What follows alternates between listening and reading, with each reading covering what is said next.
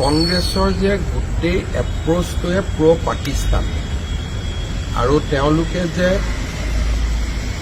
ভাৰততকৈ পাকিস্তানৰ লগত তেওঁলোকৰ সম্পৰ্ক বেছি, এই নিযুক্তিটোৱে তাকে আকৌ এবাৰ প্ৰমাণ কৰিলে।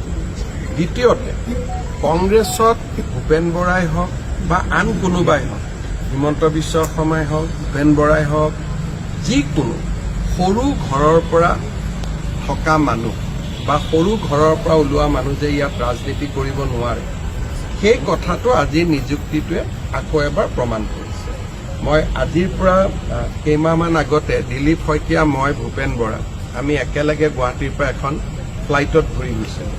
দিলীপ শইকীয়া সাক্ষী আছিল। তেতিয়াই মই ভূপেন বৰাক কৈছিলোঁ যে তোমাক এপ্ৰিল মে' মাহত ভাঙি দিব। আৰু আজি অলপ আগতে দিলীপ শইকীয়াই মোক ফোন কৰিছে যে দাদা আপুনি কেনেকৈ গম পাইছিলে।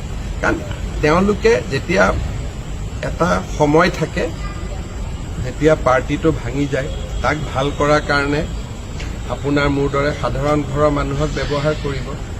যেতিয়া ইলেকশ্যন আহে, টিকেট দিয়াৰ সময় হয় বা অলপমান এটা কেণ্ডিডেটবিলাক ঘৰত অহা যোৱা কৰে, সেই সময়ত তেওঁলোকে এই নীলা তেজৰ মানুহক লগত লয়।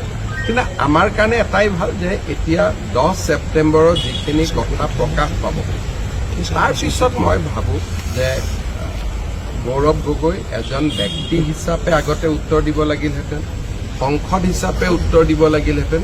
এতিয়া গোটেই পাৰ্টিটোক লৈয়ে ডুবিব। গতিকে ভাল কথা, আমাৰ কাৰণে সহজ হৈ গ'ল। পাৰ্টিটোক লৈয়ে ডুবিব, গতিকে আমাৰ কাৰণে বহুত সহজ হ'ব।